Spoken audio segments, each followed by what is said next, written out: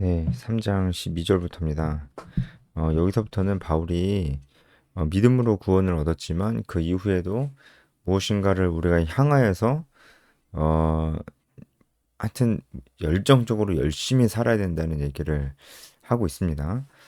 그렇죠. 우리가 믿음으로 구원받지만 그것으로 뭐 다 끝난 게 아니잖아요. 소위 말해서 천국행 티켓을 땄으니까 이후의 삶은 상관없다. 이렇게 얘기할 수 없다는 겁니다. 천국행 티켓을 딴 거는 맞아요. 이제, 이제 율법주의자들은 그거를 부인하죠. 열심히 우리가 구원을 이루어 가야지. 무슨 천국행 티켓이냐. 그게, 어, 믿음으로 구원받는다는 얘기를 하는 사람들의 굉장히 이제 그, 이, 교만한 얘기다. 이렇게 얘기하는데, 그렇지 않죠. 오히려 겸손한 얘기고 구원이라는 것은 하나님께서 우리에게 선물로 좀 믿음으로만 가능하다는 것을 얘기하는 것이고요. 천국행 티켓을 따놓는 건 맞습니다. 하지만 그렇다고 우리가 방종하게 살아야 된다는 건 절대로 아니죠. 오히려 하나님이 우리를 하나님의 자녀 삼아 주셨기 때문에 하나님의 자녀답게 살아야 됩니다. 예, 우리는 하나님의 자녀답게 살기 위해 열심히 분투하며 노력해야 된다는 것이죠. 하나님 자녀가 되기 위해서가 아니고 하나님 자녀가 되었기 때문에 우리가 분투하면서 열심히 살아야 된다고 하는 것인데 바로 하나님 자녀로서 하나님 자녀답게 사는 그 삶이 우리에게 있어서 표대가 될 수가 있는 거죠. 그러니까 바울이 이제 12절부터 그런 얘기를 하는 거예요. 내가 이미 얻었다 함도 아니고 온전히 이뤘다 함도 아니다. 구원은 받았어요. 구원은 받았지만 성화를 얘기하는 거죠. 성화를 온전히 이루지 못했다. 이렇게 얘기하는 것입니다. 그래서 오직 내가 그리스도 예수께 잡힌 바 된 그것을 잡으려고 달려가노라. 이제 그 잡으려고 하는 것이 이제 하나님 자녀답게 사는 그 삶이고, 그리고 이제 사명이죠. 하나님께서 우리에게 주신 사명, 복음을 전하고 제자를 삼는 삶, 그것을 말하는 겁니다. 그 삶을 살기 위해서 내가 분투하며 노력하고 있다. 구원은 믿음으로 선물로 얻었지만 그 이후에 내가 이렇게 분투하면서 살아가고 있다. 예. 그것은 내가 구원을 어, 획득하고 쟁취하려는 게 아니고 내가 하나님 자녀답게 살아야 되기 때문이다. 어, 그런 얘기죠. 형제들아 나는 아직 내가 잡은 줄로 여기지 아니하고 오직 한 일, 즉 뒤에 있는 것은 잊어버리고 앞에 있는 것을 잡으려고 표대를 향하여서 간다고 이렇게 얘기를 하고 있습니다. 어, 그, 아직 잡은 줄로 여기지 않았죠. 그러니까 아직 온전해지지 않았어요. 그렇죠? 그때는 언제 옵니까? 우리가 죽은 다음에 예수님께서 재림하시고 그때 우리가 이제 온전하게 되는 것이죠. 우리는 이미 임한 하나님의 구원, 하지만 완전히 임하지 않은 하나님의 구원, 이 이미와 아직 사이에 살아가고 있습니다. 그래서 구원이 이미 우리에게 임했지만 어, 우리가 해야 될 일이 끝난 것이 아니고 앞서 계속 말씀드린 것처럼 계속해서 하나님의 은혜에 반응하면서 우리가 우리의 믿음대로 살려고 노력을 해야 되는 것입니다. 표대를 향하여 그리스도 예수 안에서 하나님이 부르신 부르심의 상을 위하여 달려가노라.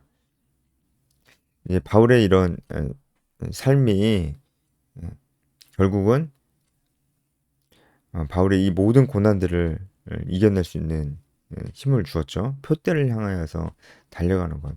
우리의 삶도 이랬으면 좋겠습니다. 표대를 향하여서 달려가는 것. 그 표대는 예수님께서 우리에게 주신 표대, 어, 예수님께서 우리에게 주신 삶의 어떤 목적들, 이런 것이 우리 삶의 표대가 되어야 되고 그것을 향하여서 달려 나가야 된다는 것이죠. 그것이 우리 부르심이기 때문에 그래야 되는 겁니다. 그러므로 누구든지 우리 온전히 이룬 자들은 이렇게 생각할지니 만일 어떤 일에 너희가 달리 생각하면 하나님이 이것도 너희에게 나타내시리라. 이게 무슨 말이냐? 여기서 온전히 이루었다. 온전히 이룬 자들은 이 완벽하다는 것이 아니고 성숙한 신앙을 가진 사람들이라고 하는 거예요. 어, 성숙한 사람들, 예, 완벽한 사람이 아니고 그 완전을 향하여 정진하는 사람들이겠죠. 성화를 계속해서 이뤄나가고 있는 그런 사람들이라고 할 수가 있겠습니다. 그런 사람들이 어, 이렇게 생각한다는 겁니다. 이렇게 생각한다는 것은 표대를 향하여서 끊임없이 달려간다고 이렇게 생각을 한다는 것입니다. 만일 어떤 일에 너희가 달리 생각하면 근데 이제 표대를 향하여 달려가야 된다 이렇게 생각하지 않는다면 어, 하나님이 이것도 너희에게 나타내시리라 말씀하시는 것은 온전한 진리가 무엇인지 하나님께서 보여주신다고 하는 거예요. 그러니까 너희가 달리 생각하면 하나님이 너희에게 진리의 말씀, 그러니까 너희가 표대를 향하여서 그 사명을 향하여서 달려나가야 된다는 것을 또 너희에게 계속 나타내 보여주실 것이다. 그것은 하나님의 영역이다. 내가 할 수 있는 영역이 아니다. 라는 것을 바울이 이제 시인하고 있는 것입니다. 하지만 분명한 것은 달리 생각하면 안 된다는 거죠. 표대를 향하여 가야 된다는 것이고 어, 예수께 잡힌 바 된 그것을 잡으려고 달려가야 되는 것이고 앞에 있는 것을 잡으려고 가야 된다는 것입니다. 그게 맞는 건데 달리 생각하면 안 되는데 달리 생각하는 자들은 하나님께 맡깁니다. 하나님께서 너희에게 온전한 진리를 보여주시기를 원한다. 이렇게 얘기하는 것이겠죠. 그 모든 부분들을 하나님께 맡긴다. 예, 이렇게 얘기하는 것입니다. 오직 우리가 어디까지 이르렀든지 그대로 행할 것이라. 우리가 이 땅에 사는 동안 계속해서 이 믿음의 삶을 정진해 나가야 된다는 것이죠. 형제들아 너희는 함께 나를 본받으라. 그리고 너희가 우리를 본받은 것처럼 그와 같이 행하는 자들을 눈여겨보라. 바울이 이제 나를 본받으라고 이렇게 얘기를 하고 있고요. 그리고 어, 너희가 우리를 본받은 것처럼 그와 같이 행하는 자를 눈여겨보라. 그와 같이 행하는 자는 바울과 같이 행하는 자입니다. 그러니까 이렇게 표대를 향하여서 끊임없이 하나님의 자녀답게 분투하며 노력하는 그 사람들 너희 주위에 있다. 한번 자세히 관찰해 봐라. 그리고 그 사람들도 너희들의 믿음의 본으로 삼아라. 이런 얘기입니다. 내가 여러 번 너에게 말하였거니와 이제도 눈물을 흘리며 말하노니 여러 사람들이 그리스도의 십자가의 원수로 행하였느니라. 여기서 그리스도의 십자가의 원수가 누굴까라고 했을 때 두 부류가 있다고 좀 생각이 듭니다. 3장 전체적으로 봤을 때 일단은 율법주의자들입니다. 율법대로 행해야 구원을 얻을 수 있다고 하는 그 율법주의자들이 그리스도의 원수입니다. 이 율법주의에 대해서는 제가 저번 영상에서 좀 말씀드린 것 같아요. 우리에게 어떻게 적용할 수 있을까? 우리 주변에도 율법주의적 성향이 우리 주변에게도 나에게도 있을까라고 했을 때 맞다고 그랬죠? 네. 이것은 인간의 죄성이기 때문에 아주 강력하게 현대 우리에게도 자리 잡고 있다. 얘기를 했었습니다. 그리고 그리스도의 원수가 십자가의 원수가 한 부류가 더 있습니다. 율법주의자들 말고 바로 영지주의자들입니다. 제가 이것도 전 시간에 말씀드렸었던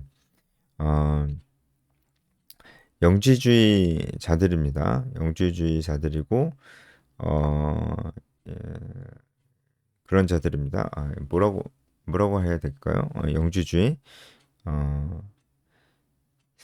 그쵸. 영지주의자들입니다.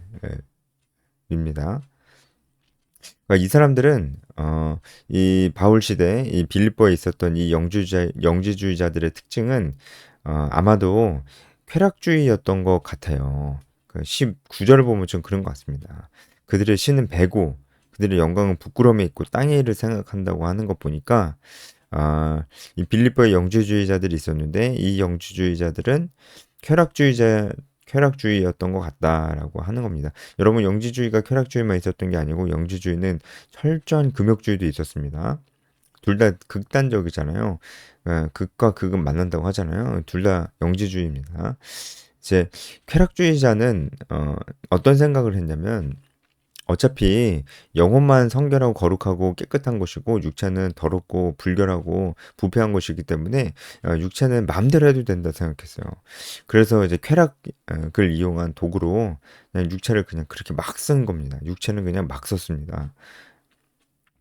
그 사람들입니다. 그래서 그 사람들은 어, 도덕이 이제 필요 없다고 생각했어요. 그래서 도덕 폐기론자라고 하기도 합니다. 그리고 그들은 또 기독교 안에서 이 영지주의 사상을 어떻게 퍼뜨렸냐면은 우리가 믿음으로 구원받았지 않냐. 그럼 이제 끝났다. 제가 앞서 말씀드렸던 천국행 티켓 땄으니까 이제 다 끝났다. 마음대로 살면 된다 이제. 우리는 더 이상 죄를 지을 수 없다. 이제 구원파가 얘기하는 거죠. 그죠? 이 구원파가 이 영지주의적 이단인 것이죠. 그래서 어, 우리가 이제 그렇게 죄를 지을 수 없는 존재가 됐기 때문에 우리는 그냥 마음대로 살아도 된다. 이렇게 영적인 방종이죠. 이제 그렇게 영지주의가 이 기독교 빌립보 교회 안으로 좀 들어온 것 같아요. 이제 그 사람들은 육체에 아무렇게나 써도 되기 때문에 쾌락주의로 좀 빠졌던 것 같습니다. 그런 사람들 닮아가면 안 된다라고 하는 겁니다. 그러니까 바울이 초반부에는 율법주의자들을 생각하면서 그들이 이제 몸을 상해하는 일, 그들이 이제 자기들의 할례로 구원받을 수 있다고 생각하는 건 이런 것에 대해서 3장 초반부에 지적을 했다면 여기서는 이제 율법주의자들에 대해서 바울이 경계하고 본받으면 안 된다. 라고 얘기했는데 그 얘기를 이제 쭉 진행하다가 바울이 우리가 믿음으로 구원받지만 그걸로 끝내는 게 아니고 표대를 향해서 달려 나가야 된다. 이 얘기를 하면서 바울은 이제 율법주의자들 말고 이 영지주의자들을 좀 경계하기 시작했던 것 같습니다. 그러니까 빌립보 교회 안에 영지주의자도 있었고 이 율법주의자들도 있었다는 것이죠. 그리고 여기 있는 영지주의자들은 쾌락주의, 도덕 폐기론자들, 반도덕주의자들이었다는 것이죠. 그런 것입니다. 그러니까 우리 안에도 이제 이런 도덕 폐기론 같은 이런 영지주의 같은 것이 있을까요? 뭐 저번 시간에도 말씀을 좀 드리고 같이 생각해 봤지만 또 생각을 좀 해봐도 될 것 같아요. 영지주의의 가장 중요한 특징이 어, 모든 세계를 이분법적으로 본다는 것이거든요. 이것도 저번에 말씀드렸었는데 어, 그러니까 이런 식으로 영혼은 깨끗하고 성결하고 육체는 부패하고 더럽고 이 이분법적이잖아요. 그리고 온 세계를 빛과 어둠의 투쟁 가운데 있다고 봤어요. 빛의 세력이 있고 어둠의 세력이 아주 분명하게 구분됩니다. 우리는 빛의 세력이니까 어둠의 세력과 막 싸워야 됩니다. 그래서 영지주의에 영향받은 기독교 이단들은 굉장히 어떤 악한 세력들과 싸우는 거를 굉장히 뭐 좋아한다고 해야 될까요? 그런 걸 참 많이 합니다. 이 영지주의적인 영향이 있는 거예요. 어, 그런 면에서 우리도 이 영지주의적인 영향을 받고 있습니다. 여러분, 그래서 우리가 뭔가 기도할 때 대적기도 이런 거 얘기하잖아요. 이 대적기도 여러분 어떻게 생각하십니까? 마귀 보고 물러가라고 이렇게 막 얘기하는 건데 여러분 마귀한테 물러가라고 하면은 물러갑니까? 그렇게 말을 잘 들어요, 마귀가? 제가 이렇게 물어보면 그러니까 나사렛 예수 이름으로 물러가라고 하는 거 아니냐 이렇게 얘기하는 사람들이 있어요. 여러분 성경에 나사렛 예수 그리스도 이름으로 귀신을 내쫓는 장면이 있습니다. 하지만 그것은 우리한테 대적기도 하라고 예수님께서 보여주신 것이겠어요? 그렇지 않죠. 이제 예수 그리스도 이름으로 인하여서 마귀의 세력이 완전히 멸절됐다는 것을 보여주고 있는 것이고 그런 메시지를 담고 있는 표적이잖아요. 사인이잖아요. 그런 메시지가 이제 있는 것이고 예수 그리스도 이름으로 이제 마귀의 세력이 이 땅에서 우리 안에서 완전히 괴멸되었다. 라는 것을 보여주려고 나사렛 예수 이름으로 귀신을 내쫓는 것들을 보여주고 있는 것입니다. 하지만 귀신은 마귀는 지금도 존재하고 세력을 완전히 잃었어요. 완전히 패배했지만 활동을 합니다. 아, 이걸 뭐 길게 말씀드리기엔 좀 길 것 같고 그런 상태에 있어요. 그래서 마귀가 활동을 해요. 또 우리를 괴롭히기도 합니다. 하지만 그들이 활동하고 우리를 괴롭힐 때 반드시 선행되는 조건이 있는데 그것은 뭐냐면 우리가 죄를 지었을 때요. 우리의 죄의 틈을 타고 들어와서 우리를 괴롭히고 흔들 수는 있습니다. 그럼 중요한 게 뭐겠어요? 마귀랑 싸우는 거겠어요? 아니면은 내가 죄를 짓지 않도록 노력하고 그리고 하나님 앞에 회개하는 거겠어요? 당연히 후자죠. 우리가 해야 될 일은 마귀랑 싸우는 게 아니고요. 자꾸 나가라고 그렇게 하는 게 아니고요. 우리 죄와 싸워야 됩니다. 우리 죄와 싸워서 틈을 주지 않으면 마귀는 우리를 어떻게 할 수가 없습니다. 근데 오히려 마귀랑 싸우면 우리는 우리 죄가 뭔지 몰라요. 자기가 죄를 지었는데 뭔지를 몰라요. 생각을 잘 안 해봅니다. 그러니까 회개기도 안 하겠죠? 어, 자기가 뭘 잘못했는지 모르니까 자기 삶도 변하지 않을 것입니다.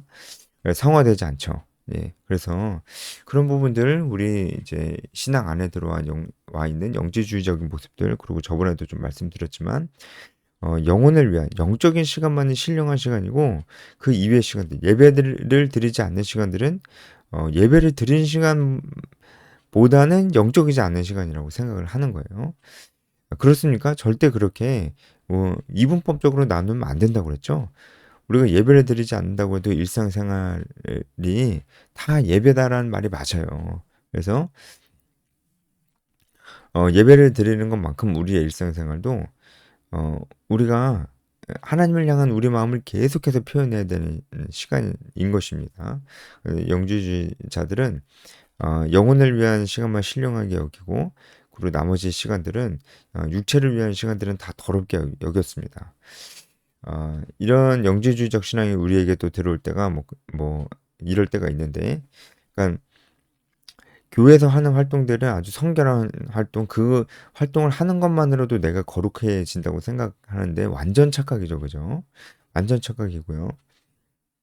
어떻게 교회에서 뭐 여러 가지 봉사나 사역이나 그런 걸 함으로 자기가 거룩해질 수 없습니다. 절대 그럴 수 없습니다. 오히려 그 사람의 거룩함은 교회에 있을 때가 아니고 예배 드릴 때가 아닌 일상생활을 할 때 확연하게 나타나는 것입니다.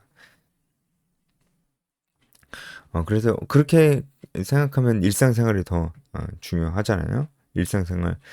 일상생활이 절대로 우리의 영적인 것들과 관계가 없다 이렇게 절대로 볼 수가 없고 오히려 일상생활 속에서 우리가 승리를 해야 된다는 것입니다. 그런데 영주주의적 신앙은 성과 속을 분명하게 가르기를 좋아합니다. 그러니까 성직자 이런 표현들도 사실은 우리가 써야 될 표현은 아니에요. 이런 표현들은 다 로마 카톨릭에서 쓰던 표현들이거든요. 평신도 이런 것도 좀 문제가 있습니다. 여러분 종교개혁 이후에 우리는 사실상 성직자가 없습니다. 그리고 성직자가 없으니까 평신도가 없습니다. 우리는 다 똑같아요. 그렇다고 목사님, 전도사님, 사역자들 무시하는 건 아닙니다. 그들도 다 우리와 똑같은 그리스도 안에서 형제지만은 그들은 특별히 전임으로 이 일을 하기 때문에 책임감이 더 많이 부여가 되고 또 책임감 있게 많은 권위를 가지게 되므로 그들은 지적으로나 그리고 감정적으로나 의지적으로 전인격적으로 성숙한 자들이어야만 합니다. 그래서 그들이 권한을 가지고 공동체의 중심에 들어오고 그들이 그리고 책임도 지고 공동체를 이끌어 나가는 것이 맞는 것입니다.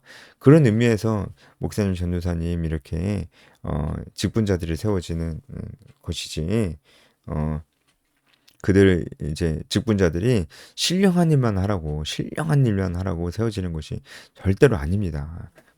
신령한 일만 하는 것이 그 사역자가 해야 될 일이 절대로 아닙니다. 그러니까 예배 이후의 시간들, 그 시간들이 이 영적 지도자들이 그 시간들을 어떻게 활용하는지는 예배드리는 시간 그 자체만큼 중요하다는 것을 우리가 알아야 될 필요 있습니다. 바울도 정말 눈물로 이 편지를 쓴다고 얘기하는 것만큼 18절에 이 영지주의적 신앙이 이 빌립보 교회에 들어오지 않기를 정말 간절히 바랬습니다. 20절에 우리 시민권이 하늘에 있고 우리 거기로부터 구원하는 자 곧 주 예수 그리스도를 기다린다라고 하는 것은 우리가 사는 이 세상은 잠깐 산다는 거예요. 우리는 나그네로 이 세상에 사는 것이고 우리의 시민권은 하늘에 있다는 거예요. 우리는 여기서 나그네라고 하는 겁니다. 우리는 다 잠깐 이 세상에 살다 가는 것입니다. 우리의 본향은 저 천국 하늘나라에 있는 것입니다. 그러니까 이 세상에 살 때 너무 실망하고 절망할 필요도 없고 그리고 이 세상을 너무 좋아해서 쾌락주의 그렇게 흘러서도 안 된다는 것입니다. 여기까지 하겠습니다.